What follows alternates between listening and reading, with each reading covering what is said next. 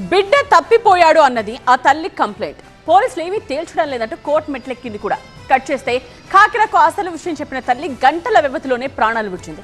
అసలు ఏం జరిగింది? బిడ్డను చంపిన హంతకులెవరు? కర్నూలు జిల్లా కౌతాళం మండలం బదినేహల్ గ్రామానికి చెందిన గంగమ్మ 2024 నవంబర్లో తన కొడుకు కనిపించడం లేదని పోలీసులకు ఫిర్యాదు చేసింది. మిస్సింగ్ కేసు నమోదు చేసిన పోలీసులు దర్యాప్తు చేపట్టారు. వాళ్ల దర్యాప్తులో ఏమీ తెలియకపోవడంతో గంగమ్మ హైకోర్టును ఆశ్రయించింది. సీరియస్ అయిన న్యాయస్థానం తక్షణమే గంగమ్మ కొడుకు ఆచూకీ తెలపాలని ఆదేశించింది. కోర్టు ఆదేశాలతో ప్రభుత్వం స్పెషల్ ఇన్వెస్టిగేషన్ టీం ఏర్పాటు చేసింది. అన్ని కోణాల్లో దర్యాప్తు చేపట్టిన సిట్ బృందం గంగమ్మను అదుపులోకి తీసుకుని కొడుకు ఎప్పుడు మిస్ అయ్యాడు, ఎప్పుడు ఫిర్యాదు చేశారనే విషయాలపై ఆరా తీశారు. ఆ క్రమంలో అక్కడక్కడా తడబడుతూ సమాధానాలిచ్చింది. దీంతో తమదైన స్టైల్లో ప్రశ్నించడంతో కొడుకును తానే హత్య చేసినట్లు గంగమ్మ అంగీకరించింది.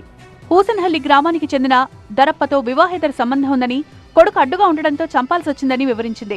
ఆ తర్వాత ఎవరికి అనుమానం రాకుండా ఉండేందుకు కంప్లైంట్ చేశారని అసలు విషయాన్ని బయటపెట్టింది. నిప్పులాంటి నిజం ఖాకీల మైండ్ బ్లాంక్ అయ్యేలా చేసింది. గంగమ్మను వెంటనే తీసుకెళ్లిన పోలీసులు హూసల్లి శివారులో కొండ ప్రాంతంలో మృతదేహాన్ని గుర్తించారు. అదే సమయంలో గంగమ్మ అస్వస్థతకు గురైంది. వెంటనే ఆమెను కర్నూలు కిమ్స్ ఆసుపత్రికి తరలించారు. అక్కడ చికిత్స పొందుతూ గంగమ్మ చనిపోయింది.